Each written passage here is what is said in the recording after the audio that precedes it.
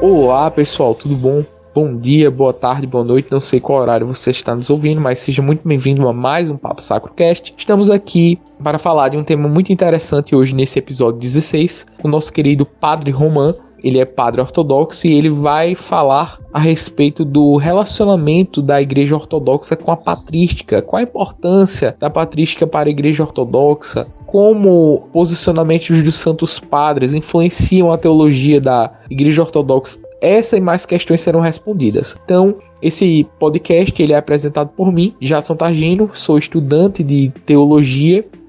Acabei de me formar, na verdade, pelo Seminário da Assembleia de Deus, na Paraíba. Também estudo Ciência da Religião pela UFPB, pelo meu querido amigo Lucas, que é estudante de Psicologia, e também o nosso querido Matheus Cota, que também é interessado nessas áreas e estuda há um bom tempo. Nossas artes aí são produzidas pelo querido Marinho. Temos agora o apoio do nosso querido irmão Denício, que atua fazendo a maravilhosa edição do áudio, que torna os podcasts mais agradáveis aí, como vocês estão vendo. Espero que vocês estejam gostando. E com essa mesma felicidade aí, né, de estar trazendo mais um excelente conteúdo para vocês, agora eu passo para o nosso querido convidado se apresentar, agora que nós já terminamos de nos apresentar para vocês. Então, querido Padre Roman, se apresente para nós. Que Deus abençoe a todos.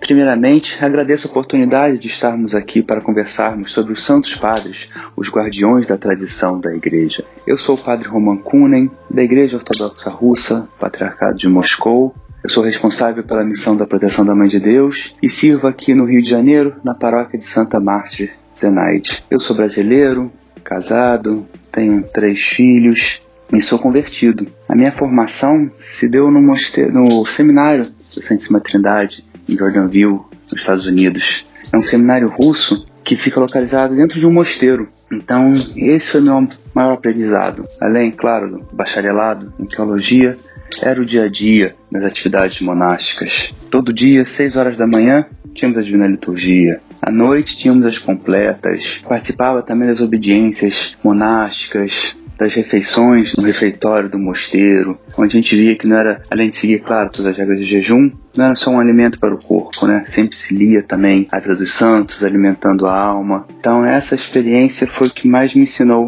como vivenciar a ortodoxia e tentar entender o que é essa tradição dos santos padres. Após terminar meus estudos, há 6 anos, eu fui ordenado, justamente para fazer esse trabalho mais missionário, pois a gente percebeu na nossa realidade paroquial que havia chegado muitos brasileiros interessados na ortodoxia. E isso era uma realidade que já vinha ocorrendo nas últimas décadas. Essa mudança um pouco da característica da Igreja Ortodoxa aqui no Brasil.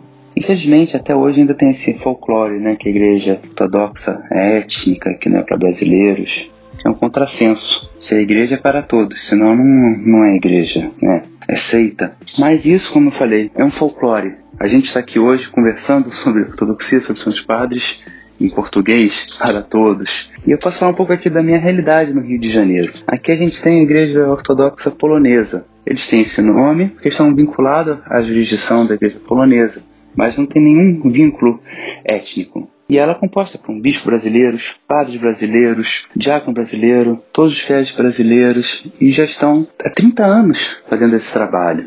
Também temos a Igreja Antioquina aqui no Rio. Temos um bispo árabe que em alguns anos já ordenou padres brasileiros, diáconos brasileiros. Temos a Igreja Grega também aqui no Rio, a qual tem 2 padres e 2 padres brasileiros. Também aqui na Igreja Russa, no Patriarcado de Moscou, somos 7 padres aqui no Brasil e 3 são brasileiros. Ciente, claro, né, como esse mito surgiu, que a Igreja Ortodoxa veio para o Brasil através de seus imigrantes, refugiados, e no começo do século passado, era assim, essa era a realidade, né? Mas, como eu demonstrei, isso já foi superado, transformado, e agora a nossa realidade é que a ortodoxia é conhecida, é acessível, todos nós podemos e devemos compartilhar do tesouro dos santos padres.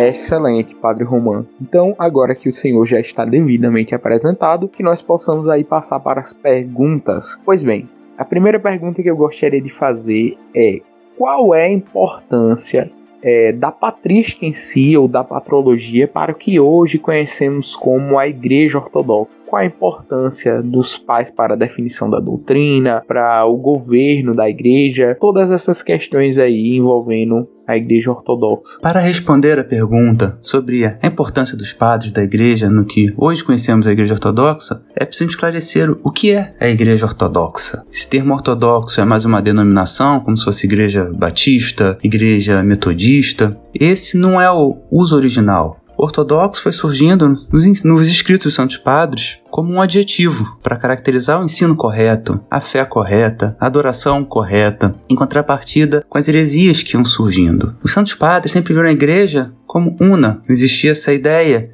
de várias igrejas como temos hoje em dia. E isso é um dos traços mais marcantes da eclesiologia ortodoxa. Ela fala que a igreja é indivisível. Eu me lembro, quando eu estudei no seminário, um dos livros é de um santo novo mártir do comunismo, o bispo Hilarion Troitsky. E o livro dele se chama Cristianismo ou Igreja. E ele fala bem claro, não existe isso de cristianismo, como a gente entende hoje, como uma filosofia, como ensinamentos bonitos.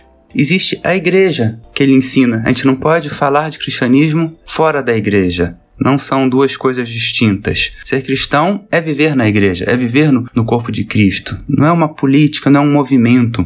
E ele se embasa muito num dos santos padres principais desse aspecto, que é São Cipriano de Cartago. E ele escreveu o livro A Unidade da Igreja, e ele é totalmente veemente contra as separações na igreja, hoje algo que é aceito hoje normalmente, né? Como diversidade, como o espírito sopra onde quer, como vários galhos, ramos de uma mesma árvore, o movimento ecumenista. Isso nunca existiu na igreja.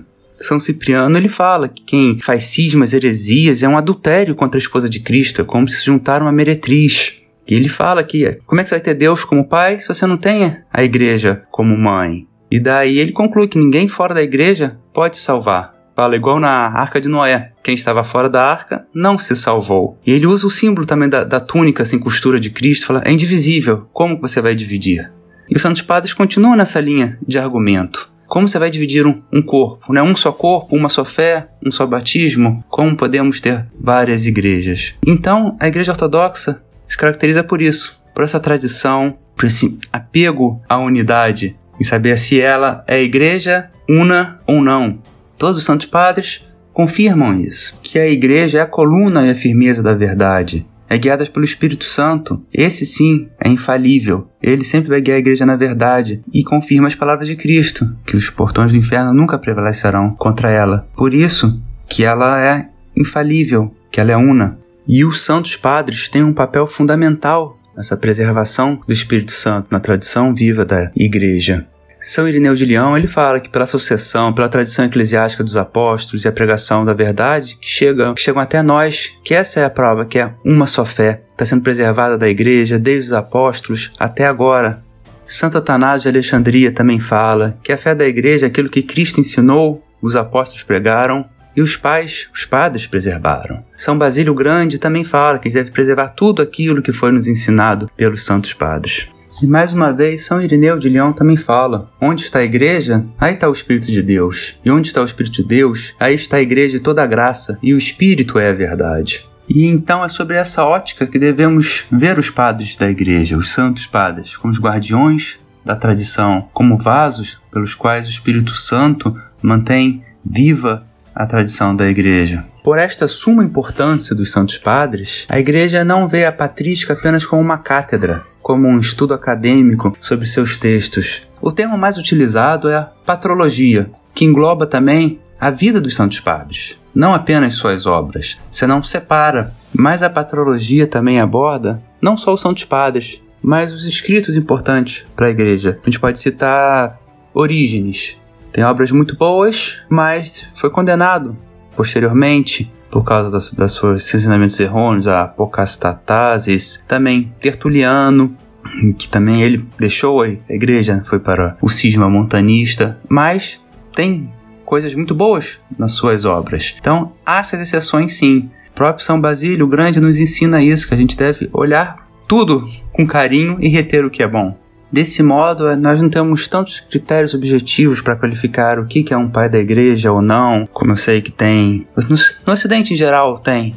né, se o ensinamento é correto, se ele tem que ser santo, se tem uma aprovação, se é a antiguidade. Também não tem uma delimitação temporal. Já vi muitos livros falando, não, a patrística acabou no século VIII com São João Damasco, ou acabou com a divisão da Igreja Romana e Ortodoxa, ou na Idade Média, divide entre vários períodos patrísticos. Claro, essa divisão é de cunho didático, para te entender melhor, né? Por exemplo, separa os padres capadócios, tem semelhanças no seu pensamento, você consegue entender seu contexto histórico, cultural. Claro que para fins didáticos temos isso. Mas falar que os santos padres acabaram, assim, uma contradição com aquilo que eu falei, o que a Igreja Ortodoxa acredita. Então, peraí, o Espírito Santo agora deu um tempo, agora não deixa o inferno prevalecer aqui um pouquinho, aí um dia algum ser iluminado vai voltar e vai guiar a Igreja de novo. Não. Por exemplo, quando eu estudei patrologia no seminário, a gente estudou até São João de Maximovich, um santo muito famoso na Igreja Russa, no Ocidente, que faleceu há 65 anos. Então, nunca teve essa limitação temporal na vida dos santos padres. E nunca haverá. Esse é o entendimento da Igreja Ortodoxa.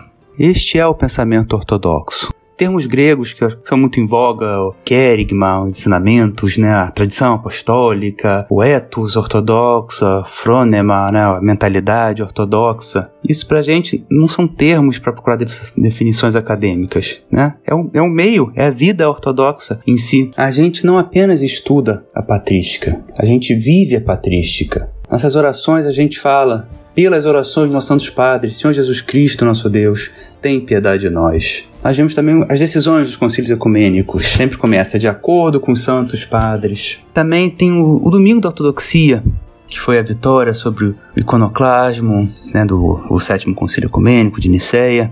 E na nossa tradição a gente faz um serviço que chama o Rito do Anátema, na qual a gente reafirma a verdade da fé e nega todas as heresias. E nesse serviço a gente fala, esta é a fé dos apóstolos, essa é a fé dos santos padres, essa é a fé que estabeleceu o universo, esta é a nossa fé ortodoxa. Excelente, padre. Ficou bem nítido para todos os ouvintes a altíssima consideração e relevância que a ortodoxia enxerga aí nos pais. Mas ainda tangendo esse assunto da relevância dos pais da igreja, né? A doutrina dos pais da igreja era infalível? E se sim, em quais casos, né? Quais critérios? Enfim, quando a doutrina de um pai da igreja ela é infalível? Nenhum ensinamento dos pais da igreja é infalível. Até mesmo nos escritos dos santos, a gente pode encontrar erros, como é no caso de Santo Agostinho, na sua ênfase racional, a graça, seu entendimento de predestinação, são considerados ensinamentos errôneos para a Igreja Ortodoxa. A infalibilidade dos ensinamentos da Igreja está no Espírito Santo, o Espírito da verdade.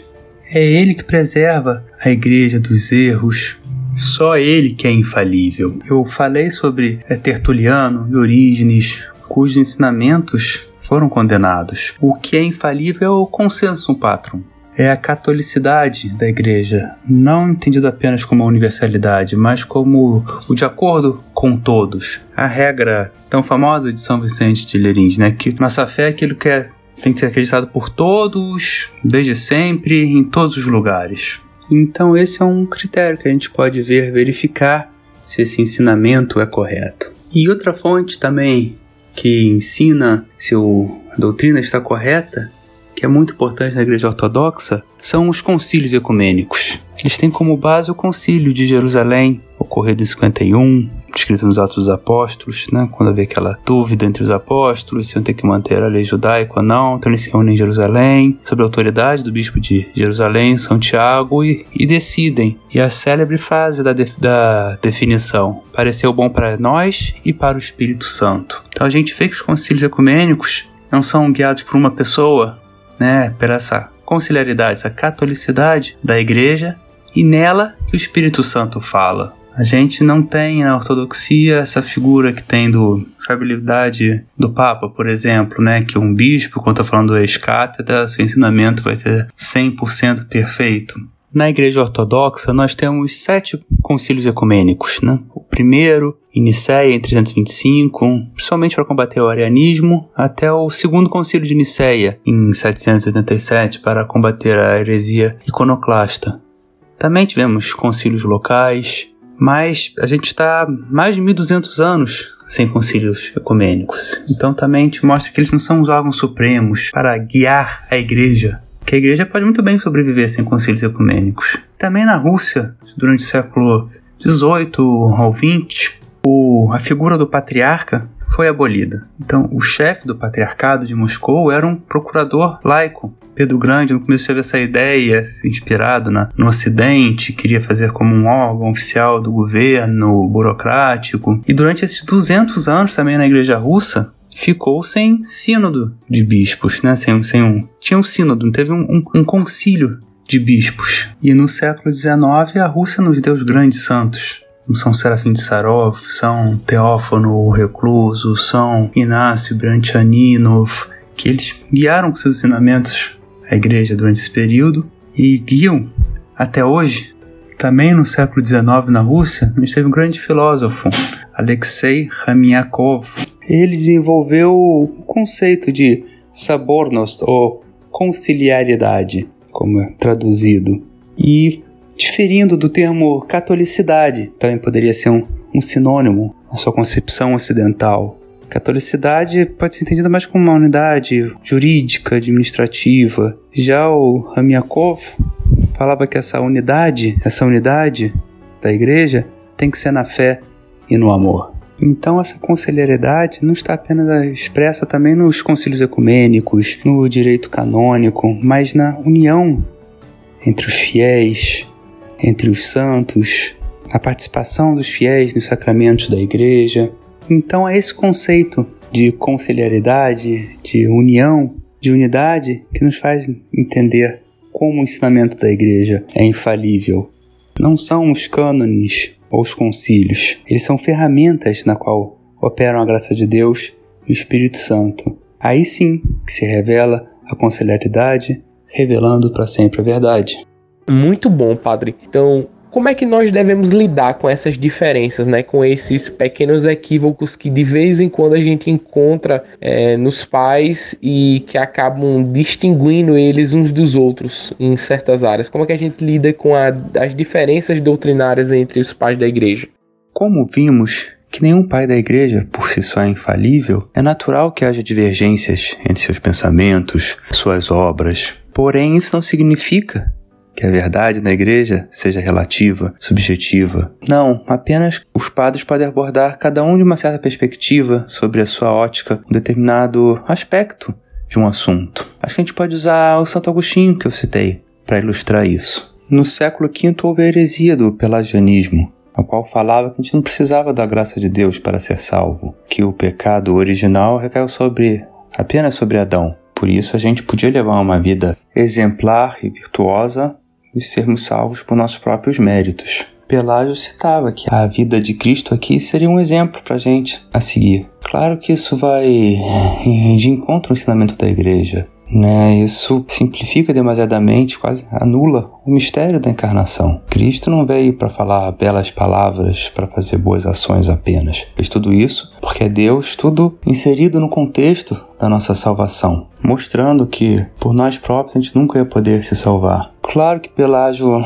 se baseia na sua visão, né, do pecado original. Se era só para Adão, então realmente Cristo não precisaria salvar todos do pecado original. Então a igreja começou a se posicionar contra esses ensinamentos errados. E Santo Agostinho, São João Cassiano começaram a escrever, a defender sobre a igreja, sobre o pelagianismo. E podemos observar certas divergências entre essas abordagens. São João Cassiano, ele fez essa defesa segundo a tradição oriental, e já a abordagem de Santo Agostinho foi normalmente mais ocidental, mais racional. São João Cassiano enfatizava muito o equilíbrio entre o livre-arbítrio e a graça. Já Santo Agostinho, acho que enfatizou demais a graça. E o que decorreu desse exagero também foi seu ensinamento sobre predestinação. Claro que não era o que Calvino começou a pensar no século XVI, mas também foi exagerado na sua dedução racional. Então, como resolver essa aparente contradição? Bem, podemos começar vendo a vida de Santo Agostinho. Será realmente que ele achava que a graça era o mais importante, que a gente dava pouca ênfase ao livre-arbítrio, às obras da fé? Pela sua vida ele mostra que não.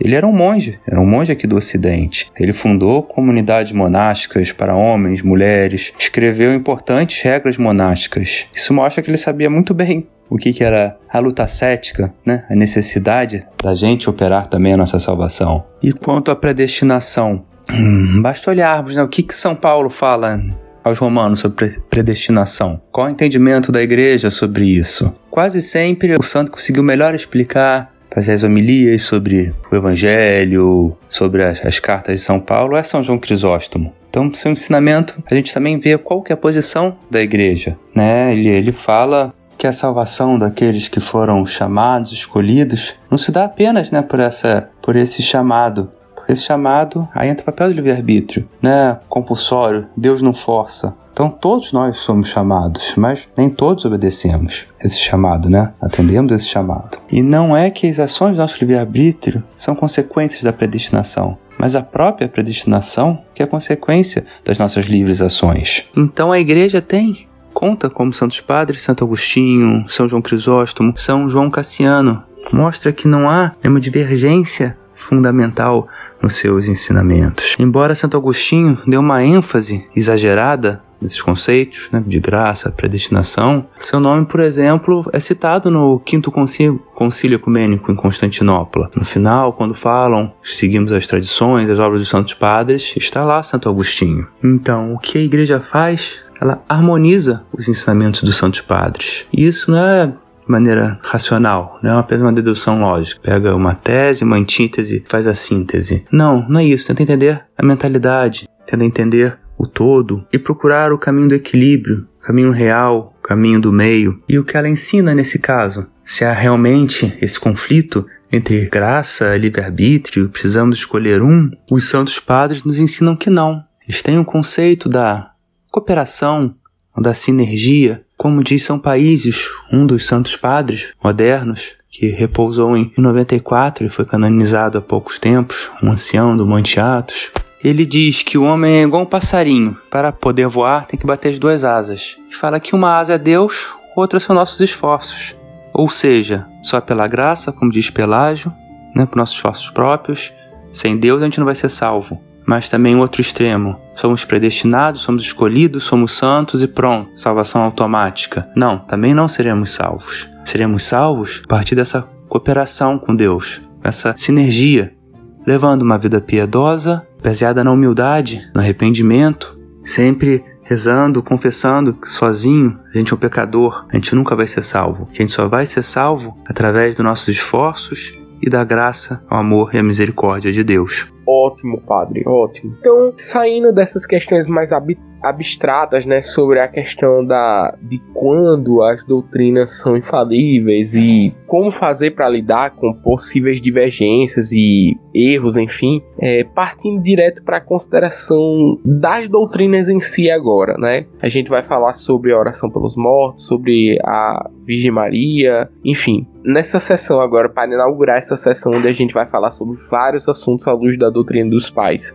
como é que vocês enxergam a questão da oração pelos mortos e as bases patrísticas para isso? Para conversarmos sobre esse tema, eu vou falar um pouquinho sobre o que é a morte na Igreja Ortodoxa, né? A vida após a morte, um pouco da escatologia ortodoxa. Primeiramente, a gente não utiliza o termo os mortos. A gente utiliza o termo mais usual, os que estão repousando. E este repouso é apenas uma separação temporária do corpo com a alma, que vão ser novamente unidos na segunda vida de Cristo. São Isaac, o sírio, diz que esse repouso, que essa separação é um tempo ínfimo comparado à expectativa da eternidade. Nosso Deus é o Deus dos vivos, então não há mais mortos em nosso Senhor Jesus Cristo. Isso que tanto comemoramos e cantamos na Páscoa.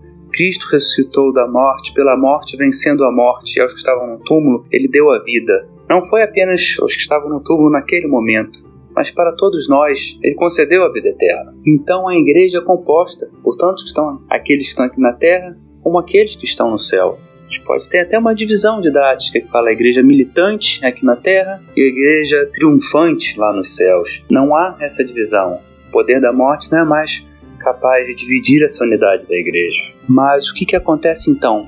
nesse repouso, nessa espera até a segunda vinda, até o dia do juízo final. São Macário do Egito diz que assim quando a gente morre, quando a nossa alma sai do nosso corpo, a gente é encontrado por anjos, ou também por pecador pode ser torturado por demônios. A gente tem na ortodoxia o conceito do juízo particular, como se fosse uma prévia do juízo final. E a chave para entendermos essa importância das orações pelos falecidos na ortodoxia está que esse juízo particular é reversível, enquanto o juízo final não é reversível.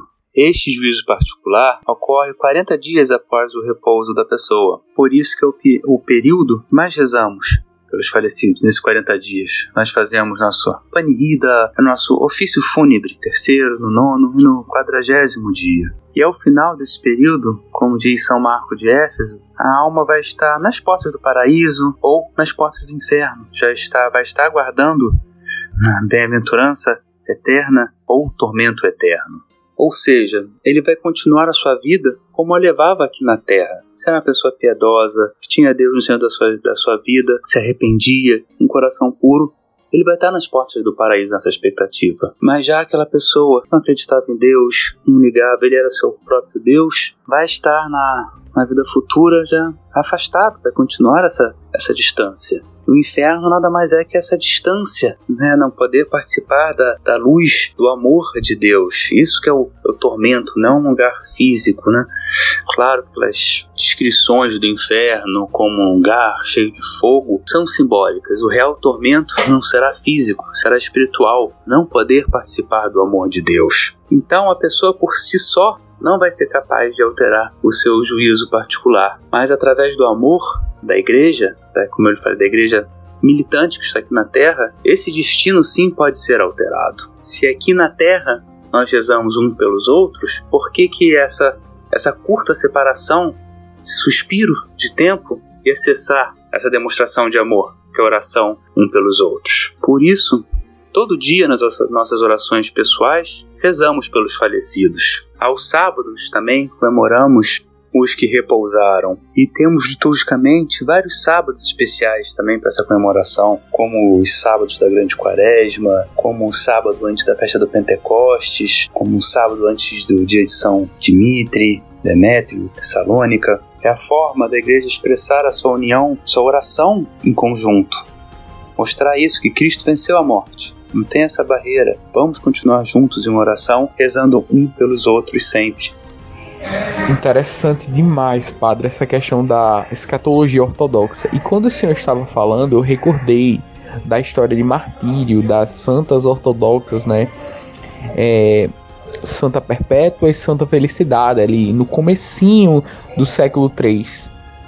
E é interessante que Santa Perpétua, se não estou equivocado, ela vai trazer em seus escritos, né, histórias relacionadas a reversões de juízos particulares. Inclusive ela menciona até o caso do irmão dela. Outro teólogo que parece também defender essa questão é São Cirilo nas catequeses mistagógicas. Muito interessante. Então, ainda nesse tema de escatologia, né, destino final e vida após a morte, enfim, eu gostaria de saber o que é que a ortodoxia agora pensa sobre a questão da intercessão dos santos. Devemos orar aos santos, pedir a intercessão dos santos, os santos conseguem nos ouvir? Como é que um ortodoxo enxerga todas essas questões? Agora que falamos sobre a importância de rezarmos por aqueles que já repousaram, vamos olhar na perspectiva inversa. Agora vamos ver como os santos que já partiram podem rezar por gente, como se dá a intercessão dos santos. E a base para esse entendimento é o mesmo. É saber que na igreja não tem mais essa divisão entre vivos e os mortos. Como eu falei, tem a igreja triunfante no céu e a igreja militante aqui no terra. Mas ela preserva a união. Então agora é a vez daqueles que estão mais próximos de Deus rezarem por nós aqui na terra. Mas precisamos também saber quem são esses santos, não? O que torna uma pessoa santa? O que a torna ela ter respondido de maneira plena a esse chamado à santidade, ela ser um templo do Espírito Santo. Como diz São João de Damasco, os santos são tesouros, são habitações puras de Deus, que Deus habitou no corpo deles para se tornarem tabernáculos vivos de Deus. Fala que essa união de Deus no corpo dos santos e a presença da graça divina nas relíquias dos santos é o resultado da união da natureza divina e humana em nosso Senhor Jesus Cristo. Os santos são aquelas pessoas que vivenciaram o Evangelho, o ensinamento dos Santos Padres, o ensinamento da Igreja, são modelos para a nossa vida. Por isso que é tão essencial na ortodoxia a gente conhecer a vida dos santos, não como obras literárias, mas como exemplos para nos guiar também, para tentarmos imitá-los. E por essa vida santa que eles tiveram aqui na Terra, quando eles repousaram, foram para mais próximo de Deus. E assim podem interceder melhor por nós. Aqui na Terra, a gente não reza pelos outros, então isso é a continuação. Por que a gente não vai querer que aquelas pessoas mais próximas de Deus não rezem pela gente? Eu sei que esse ensinamento da comunhão dos santos, dessa intercessão dos santos por nós, já foi fonte de inúmeras controvérsias. Mas os santos padres sempre tentam explicar. No contexto do 7º Concílio Ecumênico contra o iconoclasmo, foi definido bem claramente o que é. Sabe? A gente venera os santos, a gente não adora. Adorar, claro, é só a Deus. A gente tem uma veneração, respeito, admiração pelos santos. E é fé que eles estão vivos sim, que eles estão lá diante do altar do Santíssimo e que eles podem nos escutar e rezar pela gente, interceder por nós. E que a oração deles junto ao altar do Santíssimo é ouvida, é muito eficaz. E essa veneração é observada desde cedo na história da Igreja. Primeiro com o culto aos santos apóstolos, depois com os mártires. São João Crisóstomo falava em suas homilias, Hoje é um dia de um mártir, comemoramos um mártir. Amanhã também vai ser um dia de um mártir. Como é bom de celebrar todo dia os mártires. Eles que sofreram e nós que ficamos alegres. A coroa deles é uma coroa de glória, é uma coroa da Igreja toda. Essa veneração também dos mártires era expressa no fato que eles celebravam a liturgia, a Eucaristia, nos túmulos deles. Eles serviam de altar para o santo sacrifício incruento. E até hoje esse costume é preservado na Igreja Ortodoxa. Todo altar consagrado tem uma relíquia de um santo mártir, mostrando mais uma vez a importância dessa união da Igreja daqui da Terra com a Igreja do Céu, com santos em todos os tempos, em todos os lugares. Aproveitando que nós estamos falando sobre mártires, eu queria introduzir a questão da hierarquia, nem todos na igreja servem da mesma forma e exercem a mesma função. E aí eu queria te perguntar, como é que funciona a questão do episcopado na ortodoxia e o que é que a ortodoxia absorve do ensino dos pais a respeito dessa questão da necessidade do episcopado, da sucessão apostólica, etc, etc. Na ortodoxia, temos 3 ordens hierárquicas no clero. O primeiro é o diaconato, o segundo, o sacerdócio ou padre, e o terceiro, o bispo, o episcopado. No primeiro século, os termos bispo e presbítero, padre, eram usados indistintivamente. Porém, no segundo século já fica mais clara essa diferença, O bispo, o episcopos, o supervisor, era o líder de uma comunidade local, e os padres eram seus ajudantes, segundo a sua autoridade, segundo a sua delegação. O bispo já era visto como essa suprema autoridade, como o líder, o centro da reunião eucarística e da comunidade. Santo Inácio de Antioquia, ele fala que o bispo era para ser visto como o próprio Senhor, que tudo na igreja deve ser feito com conhecimento do bispo, que ninguém pode fazer nada na igreja sem o bispo, e que a Eucaristia só pode ser considerada verdadeira se foi celebrada pelo bispo ou por delegação dele, algum padre a fez. E a de Santo Inácio também é a célebre frase: onde está o bispo, que as pessoas também estejam lá. Assim como está Cristo, aí está a Igreja Católica. Santo Inácio ele mostra a diferença entre o bispo e o padre, não só entre eles, mas os 3 graus hierárquicos que eu havia falado: diácono, padres e bispos. E São Gregório Teólogo fala que por que é necessário, essa organização, essa estrutura hierárquica. Ele fala que isso que salva a igreja da anarquia, que preserva a unidade da igreja como um só organismo, em que cada membro exerce sua função. A figura do bispo foi se desenvolvendo então como aquele responsável, supervisor por uma cidade. E em cada cidade havia uma catedral, esse termo vem da cátedra, que é justamente o trono de um bispo. E cada bispo é responsável pela sua cidade. Ele não pode interferir na cidade do outro bispo. Isso é um conceito também muito importante na ortodoxia. Essa jurisdição, cada bispo com sua cidade, com sua diocese. Depois do futuro, claro, foi surgindo a figura de bispos auxiliares, vigários para cidades muito grandes, dioceses muito grandes. E na Igreja Ortodoxa temos alguns títulos para os bispos: bispo, arcebispo, metropolita e até patriarca. Isso são apenas títulos de honra, normalmente proporcional ao seu papel administrativo, o tamanho da sua diocese, né? Uma metrópole é um metropolita que governa, por exemplo, historicamente. Então esses títulos são posições de honra. É muito conhecido o conceito de pentarquia, né? Os 5 patriarcados, os 5 patriarcas principais na igreja: Jerusalém, Constantinopla, Roma, Antioquia, Alexandria. Roma tinha uma primazia de honra, era o primus inter pares, né? O primeiro entre iguais. Não uma supremacia de honra, um bispo está acima de outros bispos, né? Isso nunca foi aceito na igreja. Já acho que São Cipriano, no Concílio de Cartago, em 256, ele falou que nenhum de nós faça-se um bispo dos bispos. Ele fala que o episcopato é uno e cada um dos bispos participam plenamente nele. Esse conceito também de jurisdição universal, que um bispo pode mandar no território de todos os outros, também é estranho ao ensinamento ortodoxo. Os concílios ecumênicos nos ajudam a entender um pouco sobre essa primazia de honra, né? O segundo concílio ecumênico, 381, né, já havia, após a fundação de Constantinopla, fala, né, que o bispo de Constantinopla terá a prerrogativa de honra após o bispo de Roma, pois Constantinopla é a nova Roma. Ou seja, o parâmetro aqui é político, a importância da capital do Império Romano. E o quarto concílio ecumênico explica melhor essa decisão. Falava que os padres consideravam os privilégios para o trono de Roma Antiga porque era a cidade imperial. E pela mesma razão, então, os bispos concederam iguais privilégios para a sede da nova Roma, pois agora ela era a cidade do imperador, do senado, e desfrutava dos mesmos privilégios iguais da antiga Roma. Então, desde que o bispo de Roma saiu dessa pentarquia, a posição de honra, nessa primazia de honra na Igreja Ortodoxa, é conservada pelo patriarca ecumênico, com hoje sede na Turquia, o bispo o patriarca de Constantinopla. O bispo tem um papel muito importante na conservação da tradição dentro da igreja, principalmente pela sucessão apostólica. Só um bispo que pode fazer o sacramento da ordenação. E para um bispo ser ordenado, necessita de 3 bispos. E isso é importante para mostrar essa unidade da igreja, né? Esse consenso dos padres. Senão um bispo ordena o outro. Não, tem que ser representantes de outras cidades, né? Eles são representantes do todo da igreja, para assim manter essa sucessão apostólica. Por essa tamanha importância que o bispo tem uma posição de honra tão grande na igreja ortodoxa. Os gregos chamam de déspota, como soberano, mestre. Temos ali quando a liturgia é celebrada por um bispo, né? Nossa liturgia episcopal, ela é tão solene, majestosa, mostrando toda a glória da igreja. E o bispo na igreja ortodoxa também, ele é sempre escolhido dentre o clero não casado, monges.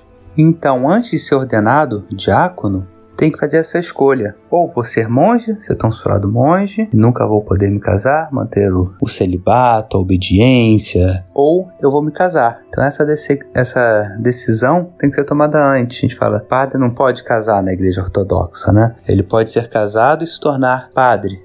Mas isso não vale para o bispo. O bispo necessariamente tem que ser celibatário. Então, a gente estava fazendo um podcast esses dias com a Nunu, que é uma amiga nossa ortodoxa, catecúmena na igreja ortodoxa, e ela mencionou que a questão do episcopado ela tem uma relação direta com a questão da salvação, porque na ortodoxia, sacramento e salvação são duas coisas bastante interligadas, né? Então, aproveitando que a gente já mencionou a questão do episcopado e a salvação, ela tá, de certo modo, atrelada ao episcopado, porque é de lá que vem as graças, né, e tudo mais. Eu queria perguntar como é que a igreja ortodoxa enxerga a questão da salvação, né? A soteriologia, como é que o homem é salvo segundo a ortodoxia e como isso é relacionado à doutrina da redenção do homem nos pais da igreja, né? Por fim, padre, eu gostaria de perguntar como é que a ortodoxia enxerga a questão do papel de Maria, a importância de Maria e tudo mais, e de que modo a doutrina dos pais da igreja a respeito de Maria influenciou a opinião da igreja ortodoxa, né, sobre essa tão célebre mulher da história da redenção.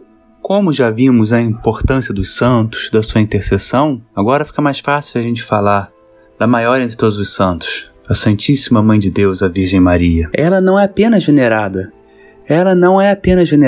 pela sua santidade, mas sim pelo papel crucial que ela teve na nossa salvação. Na ortodoxia, não existe Mariologia, um ramo que a gente vai estudar a Mãe de Deus. Não, todo esse louvor, esse culto a ela, nasceu organicamente no seio da igreja. Esses termos como a Sempre Virgem, Santíssima, até o famoso termo Theotokos, nasceram na vida litúrgica da igreja. E o termo Theotokos foi ratificado, podemos assim dizer, no Concílio de Éfeso, no terceiro concílio ecumênico. Mas não num contexto sobre a Virgem Maria, mas numa controvérsia cristológica, Se Maria deu à luz a quem? Cristo, apenas um homem, ou Cristo, já plenamente Deus? Por isso louvamos tanto a Nossa Senhora, pois ela deu à luz ao verdadeiro Deus e homem. E esse nascimento não foi um fato corriqueiro para a igreja, mas sim uma grande festa, um grande mistério da encarnação, como a gente comemora no Natal, a Natividade segundo a carne de Nosso Senhor Deus Salvador Jesus Cristo. Então logo isso de Maria ter tido outros filhos, ter tido relações íntimas, assim, é inconcebível na tradição da igreja. Como é que alguém vai dar à luz a Deus e depois ter uma vida normal, como se fosse uma coisa nada demais?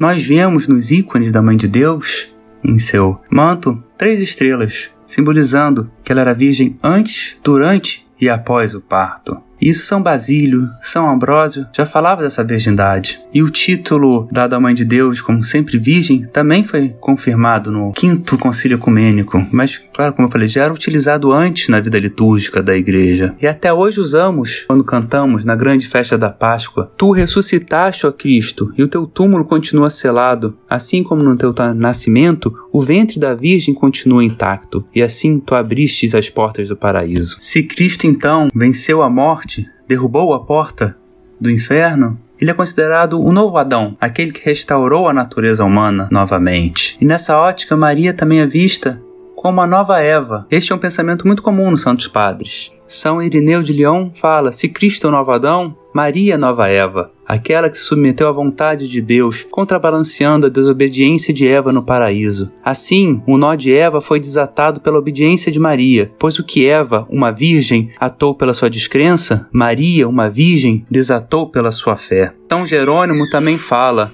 morte por Eva, vida por Maria. Os Santos Padres também ressaltam muito o sim de Maria como um dos momentos mais importantes da nossa história. São João Damasceno fala desse momento crucial para a nossa salvação, que é a participação da Mãe de Deus no ato da salvação. Os Santos Padres também falam sobre o primeiro milagre de Cristo nas bodas de Canaã, foi feito pela intercessão da Santíssima Mãe de Deus. Também as últimas palavras de Cristo na cruz, entregando a Mãe de Deus a São João, falando: esta aqui é sua mãe. Também essas palavras se estendem para todos nós. Ela é a mãe de nós todos. Então não é difícil entender porque os Santos Padres veem a Mãe de Deus como a mais santa entre todos, nossa principal intercessora. Nós usamos de forma poética em nossas orações para a Mãe de Deus: Santíssima Mãe de Deus, salva-nos. Tu és a nossa principal medianeira. E frequentemente esses termos são entendidos diferentemente da sua forma poética. São entendidos de forma literal. Claro que ela, por si só, não vai nos salvar, como nenhum dos santos vão nos salvar.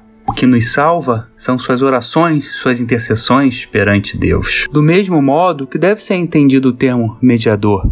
Claro que só Deus, só Nosso Senhor Jesus Cristo, que é o único capaz. Só Deus que podia unir, mais uma vez, restaurar toda essa consequência, tirar o pecado do mundo e vencer a morte. Mas quando falamos sobre os mediadores, para os santos, para a Mãe de Deus, quer dizer aqueles que intercedem por nós, cujas orações, sim, são essenciais para a nossa salvação. A Mãe de Deus é uma criatura igual a nós, mas no dia da Anunciação, ela foi deificada, totalmente purificada, santificada pelo Verbo de Deus em seu ventre. E ela faleceu também, como todos nós iremos falecer. Mas Cristo veio na sua dormição e a levou diretamente para os céus. Que se Deus quiser, vai ser também o destino de todos nós. Na Igreja Ortodoxa, quase todas as orações, serviços litúrgicos são encerrados com uma oração para a Mãe de Deus. Oração Actionestino, ou Digno é. Essa oração, segundo a tradição, foi ensinada pelo próprio arcanjo Gabriel a um monge no Monte Athos. E gostaria de terminar com ela a nossa conversa. Digno em verdade bem dizer-te, ó bem-aventurada e toda imaculada Mãe de nosso Deus, mais honrada que os querubins, incomparavelmente mais gloriosa que os serafins, sem corrupção deste a luz ao Deus Verbo, verdadeira Mãe de Deus, nós te magnificamos. Muitíssimo obrigado, Padre, muitíssimo obrigado pela sua participação. Eu gostaria apenas que o Senhor deixasse umas últimas palavras e nos deixasse também uma bênção, se não for incômodo. Que Deus nos salve e seja muito bem-vindo sempre no nosso canal. Não temos palavras para agradecer essa exposição tão didática, tão envolvente e que nos deixou com esse gostinho de quero mais aprender sobre a fé ortodoxa. Deixaremos as redes sociais do Senhor aqui no YouTube, na descrição do vídeo, para que as pessoas possam estar acompanhando o Senhor e ali tendo mais acesso a conteúdos como esse através do Senhor. E assim que possível retorne. Então é isso. Estarei passando aí para o Senhor deixar umas últimas palavrinhas. Agradeço uma vez mais essa oportunidade da gente ter conversado sobre os Santos Padres. Eles são tão importantes, como eu falei, são a mentalidade da Igreja Ortodoxa. E eu acho que deu pra gente, claro, de maneira resumida, mas entender um pouco essa mentalidade, essa abordagem patrística da Igreja Ortodoxa, né? Não como uma mera ciência, não só como objeto de estudo, mas principalmente como base da fé. Tão importante quanto as obras dos Santos Padres são suas vidas, são seus exemplos, como eles pensavam, como eles guiavam a Igreja no seu tempo, como servem de referência para nós. E por meio de seus ensinamentos, né, podemos ver um pouco sobre, acho que, o básico da ortodoxia, né, da tradição ortodoxa, esse rico tesouro dos Santos Padres. Falamos de maneira breve, né, por que fomos criados, o que aconteceu a queda e como podemos ser restaurados, o que acontece na nossa vida após a morte, o que vai acontecer no juízo final, o papel essencial da oração dos santos, a intercessão da Santíssima Mãe de Deus e dos Santos Padres. Que esses Santos Padres, então, seja para nós não apenas exemplos literários, acadêmicos, mas principalmente inspiração, modelos para seguirmos, para vermos como guardiões da fé, como vasos do Espírito Santo que mantém e manterá sempre viva a tradição na Igreja. Que nosso Senhor Jesus Cristo, verdadeiro Deus, ressuscitado dentre os mortos, pelas orações da sua puríssima Mãe e dos Santos Padres, tenha piedade de nós e nos salve, pois Ele é bom e amigo do homem. Amém.